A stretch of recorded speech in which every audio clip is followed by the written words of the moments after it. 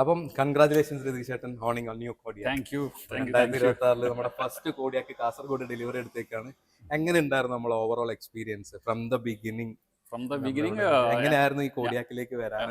ഞാൻ നല്ലൊരു എക്സ്പെക്ടേഷനിൽ വന്നു, പക്ഷെ അതെനിക്ക് ഫുൾഫിൽ ചെയ്യാവുന്ന രീതിയിലുള്ള വണ്ടിയുടെ ഗുണത്തിലാണെങ്കിലും ഇവിടുത്തെ സ്റ്റാഫിന്റെ ഇൻക്ലൂഡിങ് മാനേജർ എന്നുള്ള നിലയിൽ സാഹിൽ ഇവരെല്ലാവരും നമ്മുടെ ആ ഒരു ഫേവർ ആയിട്ടുള്ള പെരുമാറ്റമാണ് നമ്മൾ ഇതിലേക്ക് തന്നെ സ്റ്റിക്ക് ഓൺ ചെയ്യാൻ ഉണ്ടായത്.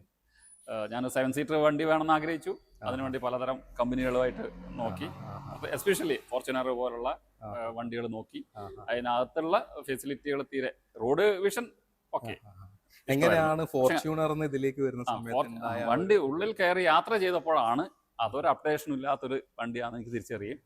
അതുകൊണ്ട് കാര്യമില്ല, നമ്മളൊരു പുതിയൊരു വണ്ടിയിൽ ഒരു 7 സീറ്റർ ഒരു വണ്ടിയിലേക്ക് പോകുമ്പോൾ ആ സ്ഥലത്താണ് ശരിക്ക് കോഡിയാക്കിനെ കുറിച്ച് ഞാൻ വളരെ നോക്കി, കുറേ വീഡിയോസ് ഒക്കെ കണ്ടു, കമ്പാരിസൺ കുറേ നോക്കി.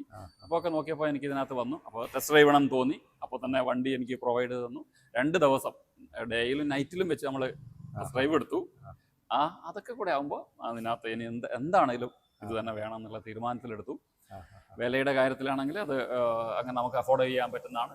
അപ്പോൾ ലോണിന് സമീപിച്ചു. ലോൺ ബാങ്ക് സന്തോഷപൂർവ്വം നമുക്ക് ആവശ്യമുള്ള ലോൺ പ്രൊവൈഡ് ചെയ്തു.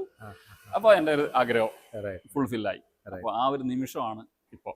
കാരണം പ്രധാനപ്പെട്ട ഒരു 10 വർഷമായിട്ട് വേറെ 5 സീറ്റർ വണ്ടി ഓടിച്ചിട്ടുള്ള എൻ്റെ ഏറ്റവും വലിയൊരു ആഗ്രഹം ആയിരുന്നു 7 സീറ്റർ. അതെനിക്ക് പ്രത്യേകിച്ച് ഈ ഫെസിലിറ്റികളൊക്കെ ഇതിനകത്തുള്ള അതാണ് എന്നെ ഏറ്റവും കൂടുതൽ അട്രാക്ട് ചെയ്തത്. റോഡ് വിഷനൊക്കെയായി അല്ലെങ്കിൽ വേറൊന്നിനൊക്കെയായി ഇതിനകത്തുള്ള കംഫർട്ട്നെസ് ആണ്. ഒരു പ്രീമിയം വണ്ടിയുടെ എല്ലാ ഗുണവും ഉണ്ടെന്ന് എനിക്ക് തോന്നി. അതുകൊണ്ട് ഞാൻ ഇതിലേക്ക് വരികയും ചെയ്തു. അതേതായാലും നിങ്ങളുടെ എല്ലാ ഹെൽപ്പിൽ എനിക്ക് തീർച്ചയായിട്ടും ആൾക്കാർ ഇത് കണ്ട് നമ്മുടെ കമ്പനികളൊക്കെ എന്തായാലും അവർക്ക് ഒരു ആഗ്രഹം വരും. അപ്പോൾ അതിനുള്ള ശ്രമം എൻ്റെ ഭാഗത്തുനിന്നുണ്ടാകും. Thank you so much. വേണ്ട രീതിയിൽ സപ്പോർട്ട് ഞാൻ ചെയ്യും.